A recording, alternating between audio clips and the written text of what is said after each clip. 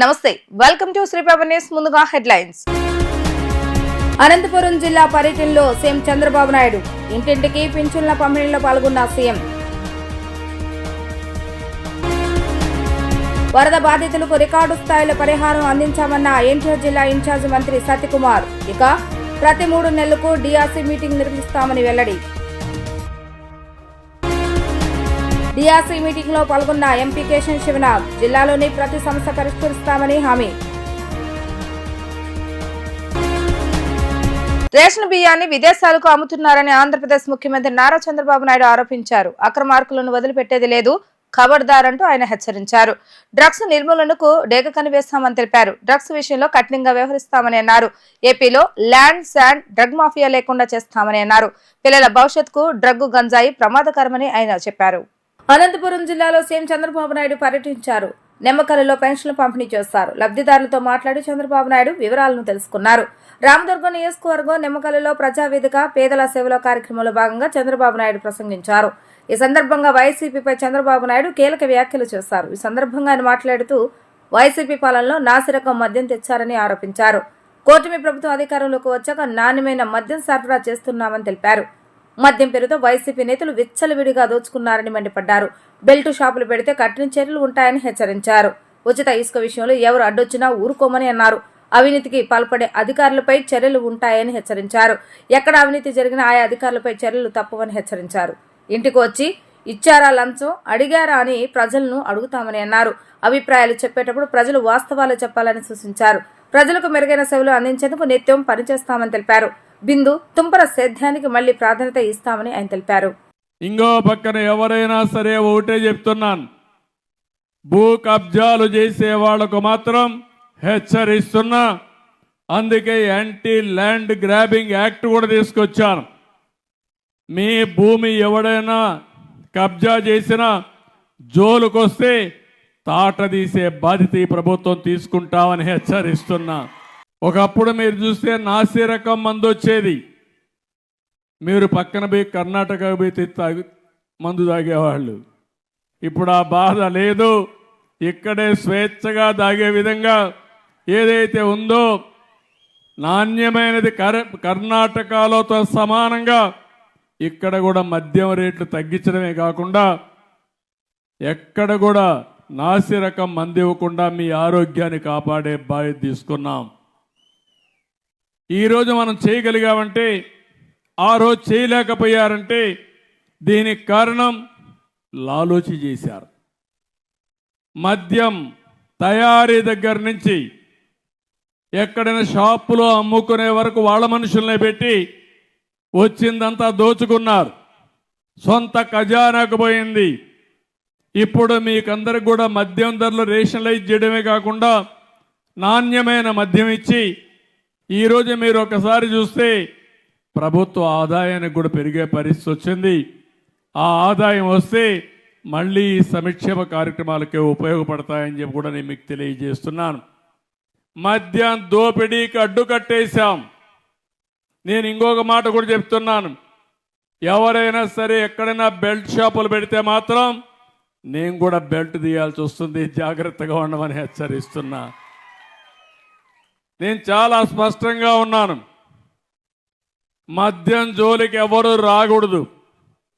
ఎవరైతే షాపులు తీసుకున్నారో వాళ్ళు అమ్ముకోవడం తప్ప ఏ నాయకుడు కానీ ఏ దందాలు చేసేవాళ్ళు కానీ అందులో ఇన్వాల్వ్ అయితే మాత్రం నేను ఎవరిని వదిలిపెట్టనని చెప్పి మరొక్కసారి హెచ్చరిస్తున్నా. ఇంకో పక్కన ఈరోజు మీరు చూస్తే ఇసుక ప్రకృతి ఇచ్చిన వరం మనకది. వర్షాలు పడతాయి, వాగుల్లో వంకల్లో నదుల్లో ఇసుక ఫార్మ్ అవుతుంది. అది మన కన్స్ట్రక్షన్కి అవసరం. దీన్ని కూడా వ్యాపారం చేసుకున్నారు.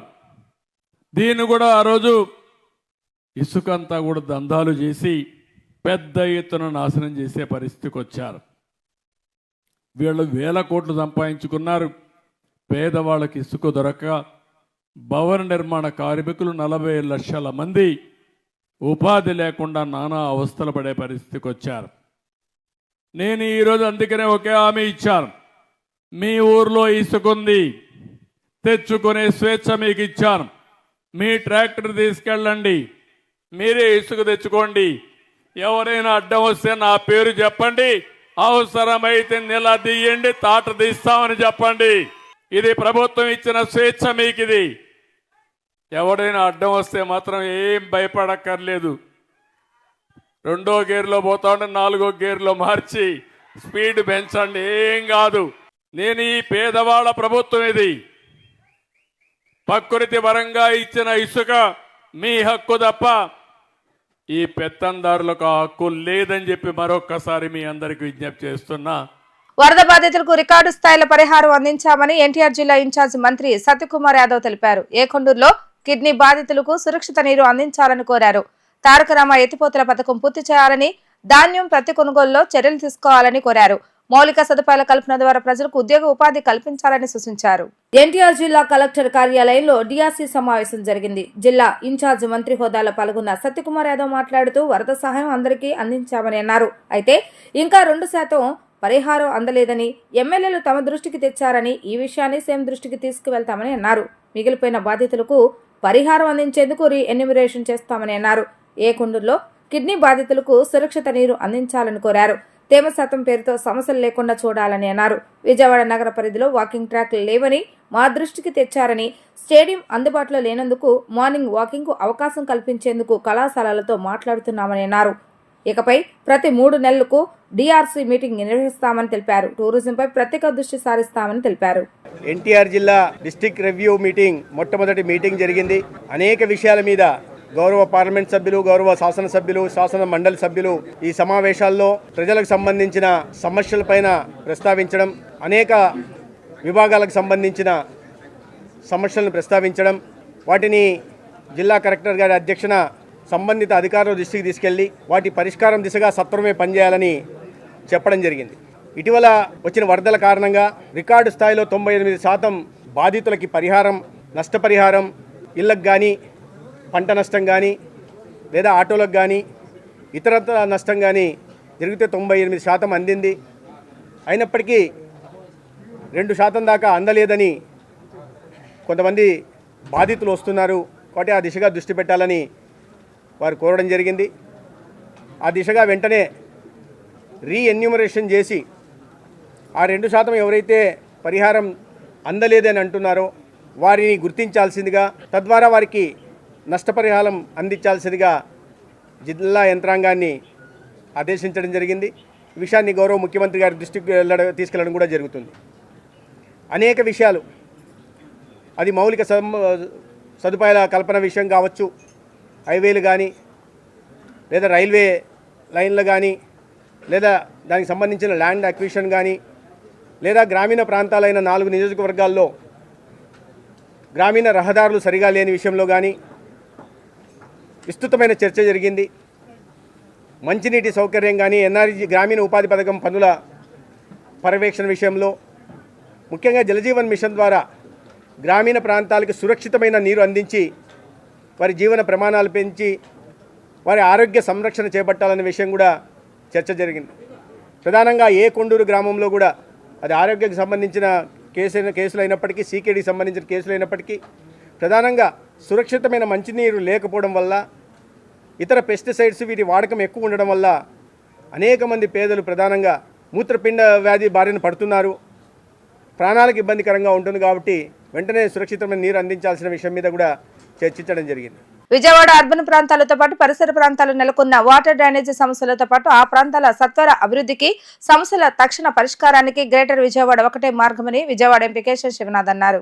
నగరంలోని ఇరిగేషన్ కాంపౌండ్ లోని రైతు శిక్షణ కేంద్రంలో జిల్లా ఇన్ఛార్జ్ మంత్రి సత్యకుమార్ యాదవ్ అధ్యక్షతన జిల్లా సమీక్ష కమిటీ సమావేశం జరిగింది. ఎంపీ కేశవ్ శివనాథ్ విజయవాడ నగరంలోని పలు సమస్యలతో పాటు జిల్లాలోని సమస్యలు ఇన్ఛార్జ్ మంత్రి సత్యకుమార్ యాదవ్, కలెక్టర్ లక్ష్మీషా దృష్టికి తీసుకొచ్చారు. ఈ సమావేశంలో ఎంపీ కేశవ్ శివనాథ్ మాట్లాడుతూ, అర్బన్ ప్రాంతంలో ఏ శాఖకు సంబంధించి అయినా ఓ ప్రాజెక్టు చేపట్టినప్పుడు ప్లానింగ్ దశలోనే సమన్వయ శాఖల సమావేశాలు నిర్వహించడం వల్ల భవిష్యత్తులో ఎలాంటి ఇబ్బందులు రాకుండా ఉంటాయని పేర్కొన్నారు. జిల్లాలోని అధికారులు చాలా యాక్టివ్గా పనిచేస్తున్నారని, మరింత చురుగ్గా అధికారులు పనిచేయడానికి కావాల్సిన సహకారం తమ వైపు నుంచి అందజేస్తామని ప్రజాప్రతినిధులు తరపున హామీ ఇచ్చారు. విజయవాడలో ఎన్నో ఏళ్లుగా పలు కాలేజీల్లో పాఠశాలలో సీనియర్ సిటిజన్స్ యువకులు వాకింగ్ చేసుకోవడం అలవాటు. అయితే గత ప్రభుత్వంలో కరోనా సాకు చూపి కొన్ని కాలేజీల్లో వాకింగ్ చేసుకోవడానికి అభ్యంతరాలు వ్యక్తం చేయడమే కాకుండా రాకుండా అడ్డుకుంటున్నారని, ఈ విషయంపై దృష్టి పెట్టి వాకింగ్ కాలేజీల్లో అనుమతి లభించేలా చర్యలు తీసుకోవాలని మంత్రి సత్యకుమార్ యాదవ్ కలెక్టర్ లక్ష్మీషాను కోరారు. ఇవాళ ముఖ్యమంత్రి నారా చంద్రబాబు నాయుడు గారు ఈ ఎన్టీఆర్ జిల్లా అభివృద్ధిపై ప్రత్యేక దృష్టి పెట్టి మాకు సత్యకుమార్ గారిని ఇన్ఛార్జి మంత్రిగా ఇవ్వటం మా జిల్లా యొక్క అదృష్టంగా భావిస్తున్నాం. ఎందుకంటే చంద్రబాబు నాయుడు గారి దగ్గరే కాదు, ప్రధానమంత్రి మోడీ గారి దగ్గరికి కూడా వెళ్ళి ఈ సమస్యల మీద, ఈ జిల్లా అభివృద్ధి మీద దృష్టి పెట్టడంలో వారు కేంద్రీకరిస్తారని అందరికీ వారికి ఉన్న అనుభవం కానీ వారికి ఉన్న ఇన్ఫ్లుయెన్స్ కానీ మనందరికీ తెలుసు. కాబట్టి ఈ జిల్లా చేసుకున్న అదృష్టంగా ముందుగా భావిస్తున్నాం.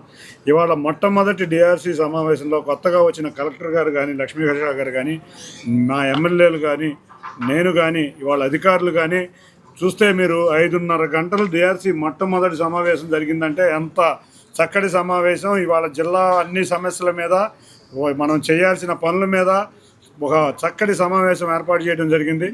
ఈ సమావేశంలో తీసుకున్న నిర్ణయాలు పలు నిర్ణయాలు వచ్చే సమావేశం లోపల అన్నీ కూడా నిర్ణయాలన్నీ అమలుపరిచే విధంగా, ఏదైనా సమస్యలు ఉంటే సమస్యలను కూడా కూర్చునే విధంగా అందరూ 3 నెలలు అడుగుతుంటే మా మంత్రి గారు అయితే నెలన్నరలోనే పెడదామని అంటాం. అందరి అదృష్టంగా భావిస్తున్నాం.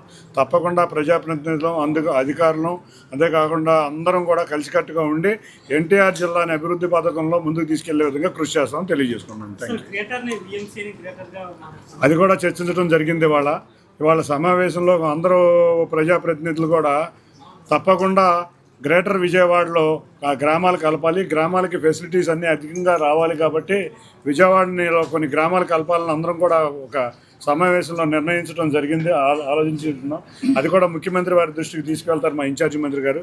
తీసుకుని వెళ్ళి ఏ విధంగా గ్రేటర్ విజయవాడ చెయ్యాలో, లేకపోతే ఏ గ్రామాలు కలపాలో ముఖ్యమంత్రి గారి ఆదేశాల మీదకు మేము మా ఇన్ఛార్జి గారు మంత్రి గారు దాని నిర్ణయం తీసుకుంటారు. తప్పకుండా ఇవాళ విజయవాడ నగరంలో చిరు వ్యాపారులు అందరూ కూడా వ్యాపారం చేసుకునే విధంగా విజయవాడ నగరంలో 6 ఫుడ్ కోర్టులు పెంచే విధంగా మేము ఈ సమావేశంలో నిర్ణయించడం జరిగింది. దాంట్లో ఏమేమి స్థలాలు ఎక్కడ ఉన్నాయి, ఇటువంటివన్నీ కూడా పరిస్థితులన్నీ కూడా విజయవాడ మున్సిపల్ కార్పొరేషన్ వారు, కలెక్టర్ గారు అందరూ కలిసి నిర్ణయం తీసుకున్నాక ఎక్కడెక్కడ ఫుడ్ కోర్టులు రావాలో కూడా వాటి విషయాలు కూడా మీ అందరికీ వివరిస్తారు. గంజాయి మాదక ద్రవ్యాల రహిత రాష్ట్రంగా ఏపీని తీర్చిదిద్దటమే తమ లక్ష్యమని elite anti narcotic group for law enforcement chief Ravikrishna అన్నారు. రాష్ట్రంలో ఒక విద్యార్థి కూడా డ్రగ్స్ బారిన పడటానికి వీలు లేదని, భవిష్యత్తు నాశనం చేసుకోకూడదని తెలిపారు. అల్లూరి నడిచిన నేలకు గంజాయి తెగులు పట్టిందని, దాన్ని నిర్మూలించడమే తమ లక్ష్యమని స్పష్టం చేశారు. రాష్ట్రంలో గంజాయి మాదక ద్రవ్యాలను అరికట్టేందుకు ప్రతి తల్లి ఒక బ్రాండ్ అంబాసిడర్ గా మారాలంటున్న ఈగల్ ఐజీ రవికృష్ణతో మా ప్రతినిధి లిఖిత ఫేస్ టు ఫేస్. గంజాయిపై ఎక్కువ పాదం మోపేందుకు రాష్ట్ర ప్రభుత్వం నడుం బిగించింది. ఈ నేపథ్యంలో ఇప్పటికే ఐజీ స్థాయి అధికారిని కూడా నియమించింది రాష్ట్ర ప్రభుత్వం. దీనికి ఇప్పటికే సారథ్యం వహిస్తున్నారు ఐజీ రవికృష్ణ. ప్రస్తుతం ఆయన మనతో పాటు ఉన్నారు, ఆయన అడిగి తెలుసు. సార్ చెప్పండి, ఈ యాంటీ నార్కోటిక్స్ టాస్క్ ఫోర్స్ ఏదైతే ఉందో ఈగల్, దాన్ని ఎలా ప్రణాళికలతో ముందుకెళ్తుంది, ఏంటి? మాదక ద్రవ్యరహిత ఆంధ్రప్రదేశ్ నిర్మాణం కోసం ఆంధ్రప్రదేశ్ ప్రభుత్వం ముందడుగు వేసింది. ఇటీవల కాలంలోని elite anti narcotics group for law enforcement eagle అనే ఒక సంస్థను ఏర్పాటు చేయడం జరిగింది. దీని ప్రధానమైన ఉద్దేశం రాష్ట్రంలో డ్రగ్స్, గంజాయి మీద పూర్తి స్థాయిలో నిఘా పెట్టడం, వాటిని నివారించడం, అదేవిధంగా వాటి మీద పూర్తి స్థాయిలో కేసులు నమోదు చేసి దర్యాప్తు చేసి అందరినీ కూడా శిక్షించడం దీని ప్రధాన ఉద్దేశం. దీంట్లో భాగంగా డిఎన్సిసి డిస్ట్రిక్ట్ నార్కోటిక్ కంట్రోల్ సెల్స్ 26 జిల్లాల్లో ఏర్పాటు చేయబోతున్నాం. అదేవిధంగా మనకి హెడ్ క్వార్టర్లో కూడా data analysis wings, legal wings, training wings, awareness camps ఇవన్నీ కూడా కండక్ట్ చేయబోతున్నాం. ఒక నార్కోటిక్ పోలీస్ స్టేషన్ స్టేట్ లెవెల్లో అది కూడా భవిష్యత్తులో ఏర్పాటు చేయబోతున్నాం. మన రాష్ట్రంలో సుమారుగా ఒక 70 లక్షల మంది విద్యార్థులు ఉన్నారు. విద్యార్థులు ఈ డ్రగ్స్, ఈ నార్కోటిక్స్కి బానిసలు కాకుండా వాళ్ళని రక్షించడం కోసం కూడా యాంటీ డ్రగ్ కమిటీస్ ప్రతి స్కూల్లోని, ప్రతి కాలేజీలో పెట్టబోతున్నాం. అదేవిధంగా పూర్తి స్థాయిలో నిఘా ఏర్పాటు చేసి భవిష్యత్తులోని మంచి ఫలితాలు సాధించడం కోసం ఒక బలమైన సంస్థ నిర్మాణం కోసం మేము ప్రయత్నాలు మొదలుపెట్టాం. అదేవిధంగా భారతదేశంలో ఎక్కడ గంజాయి దొరికినా దానికి మూలం ఆంధ్రప్రదేశ్ అని చెప్పి కూడా వస్తుంది. దీన్ని మీరు ఎలా అరకట్టబోతున్నారు? ఇది చాలా దురదృష్టకరం. నేను ఇటీవల ఒకసారి ఢిల్లీలో ఉన్నప్పుడు కూడా ఈ మన ఆంధ్రప్రదేశ్ని గంజా క్యాపిటల్ అని చెప్పి ఒక అతను అడగడం జరిగింది. అటువంటి పరిస్థితిని మనం మార్చాల్సిన బాధ్యత మన 5 కోట్ల మంది ప్రజల మీద ఉంది. మనల్ని వేరే రాష్ట్రంలో ఎలా గుర్తుపెట్టుకోవాలి అనేది మన ఆలోచనలో ఉంటుంది. ఈ గంజాయికి సంబంధించి మనకి ఏఎస్ఆర్ జిల్లాలోని సుమారుగా 9 మండలాల్లోని మేము గుర్తించడం జరిగింది. 171 గ్రామాలు మేము ఫోకస్ చేస్తున్నాం. ఈగల్ క్యాంప్స్ పడుతుంది. అల్లూరి సీతారామరాజు మన్యం ద్వారా నడిచిన నేలది, చాలా పవిత్రమైన నేల. ఆయన 1924లో ప్రాణత్యాగం చేశారు ఆ ప్రాంతం గురించి. మేము గిరిజన ప్రాంతాలను ప్రతి చెల్లిని, ప్రతి తమ్ముడిని కూడా అడగబోతున్నాం. మౌలికమైన మార్పు తీసుకురండి. మీకు గంజాయి పండించద్దు. మీరు పండించే ఒక మొక్క వల్ల ఒక కుటుంబం నాశనం అవుతుంది. ఇటీవల కాలంలో మనం చూసాం, పట్టాపురం పోలీస్ స్టేషన్ కేసులోని కొంతమంది విద్యార్థులు బీటెక్ చదువుతున్నారు, ఇతరత్ర మంచి విద్యాభ్యాసం చేస్తున్నారు. అటువంటి మానసిక క్షోభ ఏ తల్లి అనుభవించకూడదు. కాబట్టి మేము సోర్స్ ఏదైతే ఉందో అల్లూరి సీతారామరాజు జిల్లాలో 9 మండలాలు కూడా ఈగల్ విల్ విజిట్. మేము క్యాంపులు పెడతాం. అక్కడికి వెళ్ళి ప్రజలతో కలుస్తాం. అక్కడ రచ్చమండలం మాట్లాడతాం. ప్రతి చెల్లిని, ప్రతి తల్లిని కూడా అడిగి అక్కడ మౌలికమైన మార్పు తీసుకొస్తాం. అదేవిధంగా వాళ్ళ సమస్యలను కూడా ప్రభుత్వం దృష్టి తీసుకెళ్తాం. ఆల్టర్నేటివ్ లైవ్లీహుడ్స్, ఆల్టర్నేటివ్ ఉపాధి అవకాశాలు, ఇంకా ఇతరత్ర ఏమైతే ఉన్నాయో వాటి గురించి కూడా అధ్యయనం చేసి వాళ్ళ సమస్యలను కూడా ప్రభుత్వం దృష్టి తీసుకెళ్తాం. ఒక మంచి వాతావరణం ఏర్పడడం కోసం, ఒక ఏఎస్ఆర్ జిల్లాకి వచ్చిన ఆ చెడ్డ పేరుని రూపుమాపడం కోసం ఈగల్ పూర్తి స్థాయిలో పనిచేస్తుంది. అదేవిధంగా మొన్న జరిగిన కేబినెట్ సబ్ కమిటీ మీటింగ్లో ఇటు పాఠాలు కూడా ఏర్పాటు చేయాలని చెప్పి కూడా మంత్రి నారా లోకేష్ కూడా ప్రతిపాదించడం జరిగింది. ఈ విధంగా ఎలా ముందుకెళ్ళబోతున్నారు ఏంటి? గౌరవ ఎడ్యుకేషన్ మినిస్టర్ గారు కూడా మనకి చెప్పడం జరిగింది. ఏదైతే కొన్ని పాఠాలు ఎన్డీపీఎస్ చట్టం గురించి, వాటి గురించి కూడా మేము తయారు చేస్తున్నాం. ముఖ్యంగా రాష్ట్రంలో ఉన్న ప్రతి విద్యార్థికి మేము ఒక అప్పీల్ చేస్తున్నాం. ఎన్డీపీఎస్ చట్టం, narcotic drugs and psychotropic substances act 1985, ఇది చాలా కఠినమైన చట్టం. ఒక్కసారి కేసులో ఇరుక్కుంటే బెయిల్ దొరకడం కూడా చాలా కష్టం.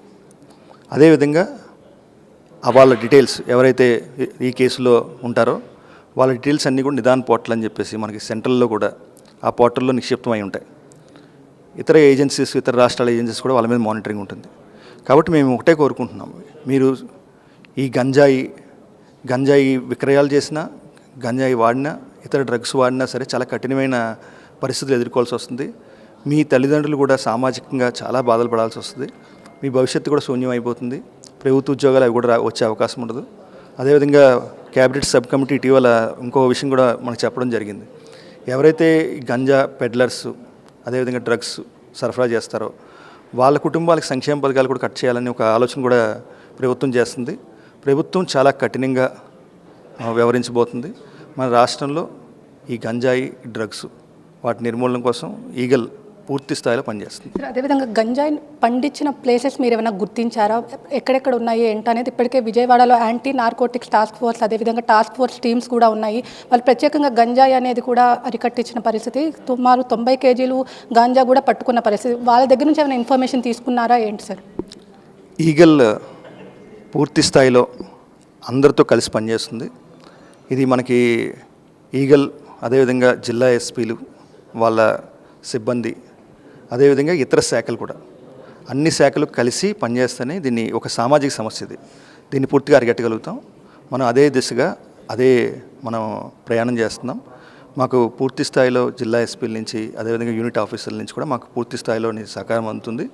భవిష్యత్తులో ఒక అనుసంధానం చేసి ఒక ప్రత్యేకంగా ఈ ఈగల్ సంస్థ ద్వారా డ్రగ్స్ నియంత్రణ కోసం పూర్తి స్థాయిలో మేము కృషి చేస్తాం. అదేవిధంగా గాంజా ట్రాన్స్పోర్టేషన్ మీద, అంటే ఇటు ఏపీఎస్ఆర్టీసీ కానీ ప్రైవేట్ బస్సెస్ పైన ఇటు ఈగల్ టీమ్స్ ఎలా పనిచేయబోతున్నాయి ఏంటి? వీటి మీద కూడా పూర్తిగా అధ్యయనం చేస్తున్నాం. మన ఆర్గనైజేషన్ ఫామ్ అవగానే వీటి మీద కూడా ఏదైతే కొరియర్ సంస్థలు ఉన్నాయో వాటి వివరాలు కూడా తీసుకుంటాం. వాటికి కూడా మేము మీటింగ్ ఇక్కడే కాల్ ఫర్ చేస్తాం. వాళ్ళకు కూడా మేము ముందుకు తీసుకెళ్ళి వాళ్ళ గురించి కూడా మేము ఆలోచించి వాళ్ళకు కూడా సలహాలు, సూచనలు ఇచ్చి ఈ డ్రగ్స్ వాళ్ళ కొరియర్ ద్వారా వెళ్లకుండా ఏ విధమైన జాగ్రత్తలు తీసుకోవాలి. మేము అదేవిధంగా కొన్ని కెనైన్ స్క్వాడ్లు కూడా పెట్టబోతున్నాం. ఏదైతే డాగ్స్ ఉన్నాయో, స్నిప్పర్ డాగ్స్, అవన్నీ కూడా వాటిని కూడా మేము ఈగల్లో ఒక భాగం ఉంది.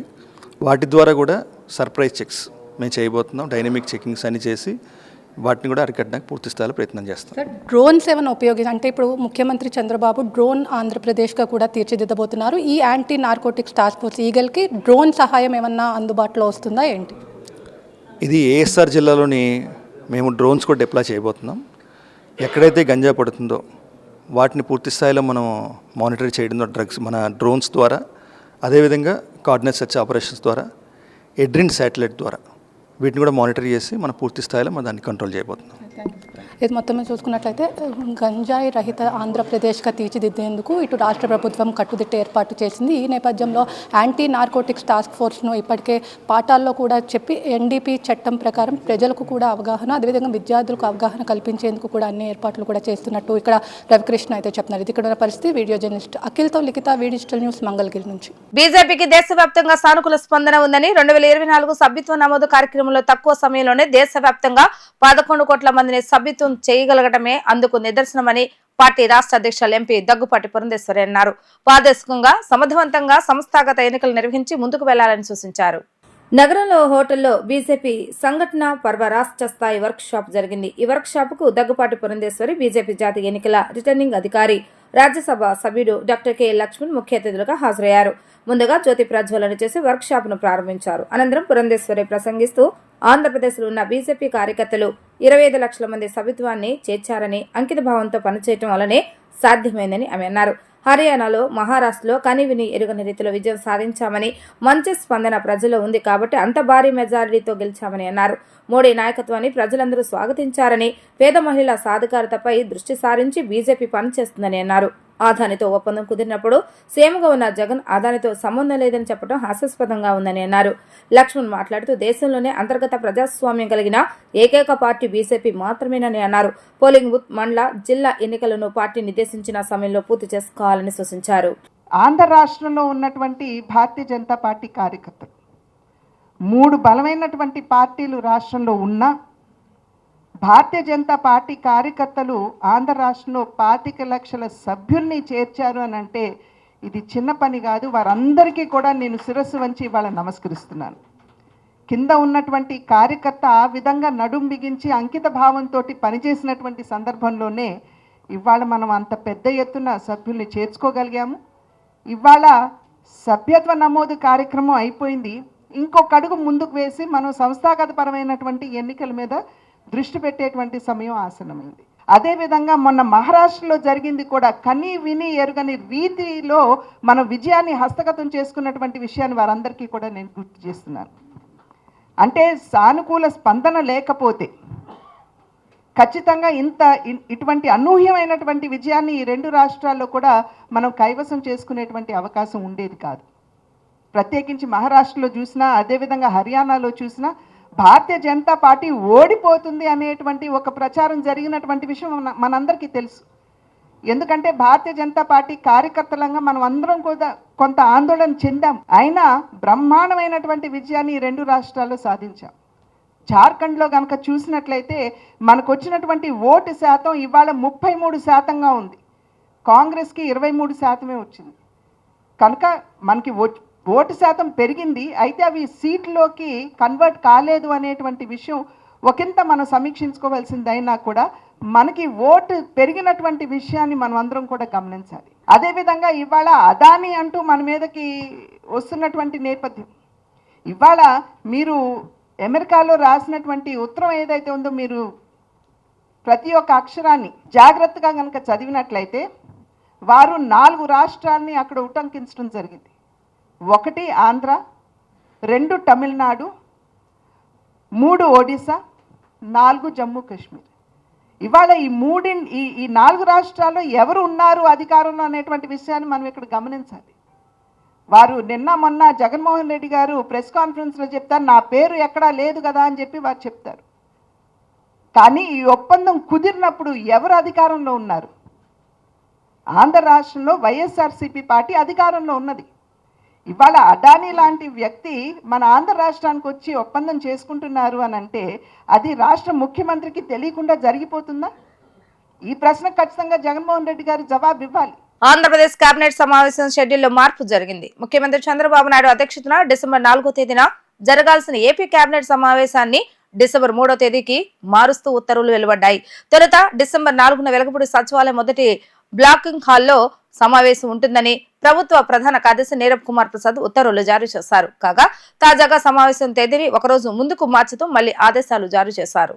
తనను కేఎల్ యూనివర్సిటీ స్నాతకోత్సవానికి ముఖ్య అతిథిగా ఆహ్వానించినందుకు ఆనందంగా ఉందని భారత మాజీ రాష్ట్రపతి రామ్నాథ్ కోవింద్ తెలిపారు. యువతే మన భవిష్యత్ అని తెలిపారు. ముఖ్యంగా మన దేశంలో ఉన్న యువతకు శారీరక దృఢత్వం అవసరమని అన్నారు. యోగా, ప్రాణాయామం, వ్యాయామం లాంటి కసరత్తులు చేస్తూ యువత ఎప్పుడూ దృఢంగా ఉండాలన్నారు. విద్య వలన వినయం వస్తుందన్నారు. వినయం మనిషిని ఉన్నత స్థాయికి తీసుకువెళ్తుందని తెలిపారు.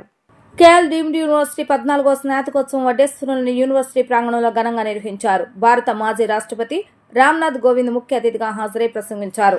ఆంధ్రప్రదేశ్ గవర్నర్ అబ్దుల్ నజీర్ గౌరవ ముఖ్య అతిథిగా హాజరై విద్యార్థులకు డిగ్రీలను అందజేస్తారు. ఈ సందర్భంగా మాజీ రాష్ట్రపతి రామ్నాథ్ కోవింద్ మాట్లాడుతూ 21వ శతాబ్దంలో కేవలం డిగ్రీ ఉంటే సరిపోదని అన్నారు. డిగ్రీతో పాటుగా నైపుణ్యాలు నేటి యువతకు అవసరమని పేర్కొన్నారు. ప్రపంచం నూతన ఆవిష్కరణలతో దూసుకుపోతుందని అన్నారు. అందుకు భారత యువత కూడా ఏమాత్రం తీసిపోదని అన్నారు. నిత్యం నేర్చుకునే తత్వమే అత్యంత శక్తివంతమైన ఆయుధమని అన్నారు. చదువుకునేందుకు గ్రామీణ ప్రాంతాల నుంచి వచ్చిన వారు ఎంతో మంది ఉండి ఉంటారని, అయితే తాను కూడా గ్రామీణ ప్రాంతం నుండి వచ్చానని చెప్పారు. ఉన్నత పాఠశాల విద్య కోసం ప్రతిరోజు 6 కిలోమీటర్ల దూరం నడుచుకుంటూ వెళ్లి వచ్చేవాడనని తన బాల్య జీవితాన్ని ఆయన ఈ సందర్భంగా గుర్తు చేసుకున్నారు. అనంతరం కేఎల్ డీమ్డ్ యూనివర్సిటీ అధ్యక్షులు శ్రీ కోనేరు సత్యనారాయణ మాట్లాడుతూ తాము తమ యూనివర్సిటీలో చదువుతున్న విద్యార్థులకు చదువుతో పాటు సామాజిక కార్యక్రమాల పట్ల అవగాహన కల్పిస్తున్నామని అన్నారు. గ్రామీణ ప్రాంతాలకు తమ విద్యార్థులు వెళ్లి పలు రకాల సేవా కార్యక్రమాలు చేస్తున్నారని అన్నారు. దేశంలోనే అత్యున్నత అంతర్జాతీయ స్థాయి నాణ్యత ప్రమాణాలు కలిగిన A+ సర్టిఫికేట్ తో ఉన్న మా యూనివర్సిటీలో విద్యాభ్యాసం పూర్తి చేసిన విద్యార్థులు దేశ విదేశాల్లో 57 లక్షల రూపాయల జీతాలతో ఉద్యోగాలు సాధించి చరిత్ర సృష్టించారని తెలిపారు. యూనివర్సిటీ 14వ స్నాతకోత్సవాన్ని చాలా అద్భుతంగా సెలబ్రేట్ చేసుకుంది. దీనికి ముఖ్య అతిథిగా ఫార్మర్ ప్రెసిడెంట్ శ్రీ రామ్నాథ్ కోవింద్ గారు వచ్చారు. అదేవిధంగా గెస్ట్ ఆఫ్ ఆనర్ కింద హిజ్ ఎక్సలెన్సీ గవర్నర్ గారు ఆంధ్రప్రదేశ్ శ్రీ అబ్దుల్ నజీర్ జీ గారు వచ్చారు. ఈ స్నాతకోత్సవంలో సుమారు 4700 మందికి పైగా డిగ్రీ కంప్లీట్ చేసిన విద్యార్థులు, యూజీ కావచ్చు, పీజీ కావచ్చు, పిహెచ్డి కావచ్చు, వాటిలో కంప్లీట్ చేసుకున్న విద్యార్థులకి ఈరోజు వాళ్ళ డిగ్రీలని ప్రజెంట్ చేయడం జరుగుతోంది. అదేవిధంగా యూనివర్సిటీ ఇనిషియేట్ చేసిన గోల్డ్ మెడల్స్, సిల్వర్ మెడల్స్, ప్రతి ప్రోగ్రాంలో కూడా వాళ్ళకి ఫస్ట్ ర్యాంకు, సెకండ్ ర్యాంకు వచ్చిన స్టూడెంట్స్కి gold and silver medals award చేయటం జరుగుతోంది. ఇదే విధంగా ఈ స్నాతకోత్సవంలో పేరెంట్స్, స్టూడెంట్స్కి కావాల్సిన అన్ని అరేంజ్మెంట్స్ చేయటం జరిగింది. ఆఫ్టర్నూన్ సెషన్లో, మార్నింగ్ సెషన్లో స్నాతకోత్సవం కంప్లీట్ చేశాము. ఆఫ్టర్నూన్ డిఫరెంట్ వెన్యూస్లో వాళ్ళందరికీ కూడా ఈ డిగ్రీస్ ప్రజెంట్ చేయడం జరుగుతుంది. KL university 14th convocation conduct చేయడం జరిగింది. దీంట్లో ఆల్మోస్ట్ 4320 మందికి డిగ్రీస్ అవార్డ్ చేయడం జరిగింది. దీంట్లో 165 మందికి పిహెచ్డీసు, అలాగే 320 మెంబర్స్కి ఎంటెక్ డిగ్రీసు, అలాగే మిగతా వాళ్ళకి under grad, MBA, BBA, BCA, MCA, అలాగే అగ్రికల్చరు, బీబీఏ డిగ్రీస్ ఇవన్నీ కూడా ఇవ్వడం జరిగింది. ఈ కాన్వకేషన్కి ముఖ్య అతిథులుగా ఫార్మర్ ప్రెసిడెంట్ రామ్నాథ్ కోవింద్ గారు, అలాగే మన ఏపీ స్టేట్ గవర్నమెంట్ గవర్నర్ అయిన అబ్దుల్ నజీర్ గారు రావడం జరిగింది. ఈ కాన్వకేషన్ని సక్సెస్ఫుల్గా జరుపుతూ అందరికీ కూడా డిగ్రీస్ అవార్డ్ చేయడం జరిగింది. సో వీళ్ళందరూ కూడా మా యూనివర్సిటీ కాన్సెప్ట్ ఏంటంటే 100% ప్లేస్మెంట్ అనే కాన్సెప్ట్ తోటి ముందు రావడం, ఎలిజిబుల్ అండ్ రిజిస్టర్డ్ స్టూడెంట్స్కి 100% ప్లేస్మెంట్ ఇవ్వడం అనేది మా కాన్సెప్ట్. వీళ్ళందరూ బెస్ట్ కెరియర్స్ తోటి వాళ్ళు ఉన్నారు. అంతేకాకుండా లాస్ట్ ఇయర్ వచ్చి ఆల్మోస్ట్ 7 మెంబర్స్కి 52 lakhs ప్యాకేజ్ తోడు, అలాగే 4600 మందికి ప్లేస్మెంట్ ఇవ్వడం జరిగింది. సో వీళ్ళందరూ డిఫరెంట్ కంపెనీస్లో వర్క్ చేయడం జరుగుతుంది. అలాగే 10 lakhs పైన ఆల్మోస్ట్ 800 మెంబర్స్కి ప్లేస్మెంట్ చేయడం జరిగింది. అంతేకాకుండా ఈ ఇయర్ రీసెర్చ్ పబ్లికేషన్స్లో 4500 పబ్లికేషన్స్ చేయడం జరిగింది. సైటేషన్స్ ఆల్మోస్ట్ 36,000 సైటేషన్స్ ఇయర్ చేయడం జరిగింది. అలాగే ఇన్నోవేషన్ స్టార్టప్స్ కూడా 30 స్టార్టప్స్ కూడా ఇయర్ రావడం జరిగినాయి. సో ఈ అంతేకాకుండా మేజర్గా అకాడమిక్స్లో ఎన్ఈపిని అడాప్ట్ చేసుకోవడం జరిగింది. ర్యాంకింగ్ సిస్టంలో మేము ఎన్ఆర్ఎఫ్ ర్యాంకింగ్లో 22nd ర్యాంక్లో ఉండడం జరిగింది. అలాగే QS టైమ్స్ హైయర్ ఎడ్యుకేషన్ ర్యాంకింగ్స్లో కూడా మేము ఆల్మోస్ట్ నెంబర్ 1 పొజిషన్స్లో ఉండడం జరిగింది. ముంబై నటి వేధింపుల వ్యవహారంలో కీలక పరిణామం చోటు చేసుకుంది. ఈ కేసులో IPS అధికారులు కాంతిరాణా టాటా విశాల్ గునికి ముందస్తు బెయిల్ ఇవ్వద్దని హైకోర్టులో సిఐడి అఫిడవిట్ దాఖలు చేసింది. ఇదే కేసులో కాంతిరాణా టాటా విశాల్ గుని పోలీసులు న్యాయవాది ముందస్తు బెయిల్ ఇవ్వాలని హైకోర్టులో పిటిషన్ దాఖలు చేసిన విషయం కూడా తెలిసిందే. ఇక చట్టాన్ని కాపాడాల్సిన అధికారులే అధికార దుర్వినియోగానికి పాల్పడ్డారని సిఐడి అఫిడవిట్ లో పేర్కొంది. ముంబై నెట్ని అక్రమంగా అరెస్టు చేశారని సిఐడి అఫిడవిట్ లో స్పష్టం చేసింది. నాటి ఇంటెలిజెన్స్ చీఫ్ ఆదేశాల మేరకు ఇదంతా జరిగిందని తెలిపింది. ఇంటెలిజెన్స్ చీఫ్ చెప్పిన వెంటనే అప్పటి విజయవాడ సిపి కాంతిరాణా టాటా ముంబైకి ఫ్లైట్ టికెట్ బుక్ చేశారని అఫిడవిట్ లో వెల్లడించింది. వీళ్లకు బెయిల్ మంజూరు చేస్తే కేసు దర్యాప్తు పక్కదారి పట్టే అవకాశం ఉందని సిఐడి అఫిడవిట్ లో తెలిపింది. ముందస్తు బెయిల్ పిటిషన్లపై సోమవారం విచారణ చేపడతామని హైకోర్టు వెల్లడించింది. వార్తలు ముగించే ముందు హెడ్లైన్స్ మరొకసారి. అనంతపురం జిల్లా పర్యటనలో సీఎం చంద్రబాబు నాయుడు. ఇంటింటికి పింఛన్ల పంపిణీలో పాల్గొన్న సీఎం. వరద బాధితులకు రికార్డు స్థాయిలో పరిహారం అందించామన్న ఎన్టీఆర్ జిల్లా ఇన్ఛార్జి మంత్రి సత్యకుమార్. ఇక ప్రతి 3 నెలలకు డిఆర్సీ మీటింగ్ నిర్వహిస్తామని వెల్లడి. డిఆర్సీ మీటింగ్ లో పాల్గొన్న ఎంపీ కేశవ్ శివనాథ్. జిల్లాలోని ప్రతి సమస్య పరిష్కరిస్తామని హామీ. ఇవి ఈ రోజు వార్తా విశేషాలు. మరలా తిరిగి ప్రసారమైన వార్తలు మళ్ళీ కలుద్దాం. అందరికీ సెలవు. నమస్కారం.